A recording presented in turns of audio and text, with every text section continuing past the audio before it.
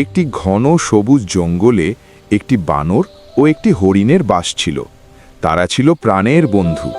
বানর গাছের মগডাল থেকে মিষ্টি ফল পেড়ে নিচে ফেলত, আর হরিণ পরম তৃপ্তিতে তা খেত।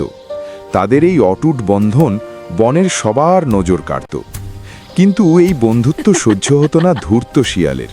সে মনে মনে ভীষণ হিংসে করত। শিয়াল ভাবল, এই দুই বন্ধুকে আলাদা না করলে আমার শান্তি নেই। সে একদিন হরিণের কাছে গিয়ে কানে কানে বলল, জানো বন্ধু, বানর কিন্তু সবার কাছে তোমার বদনাম করে।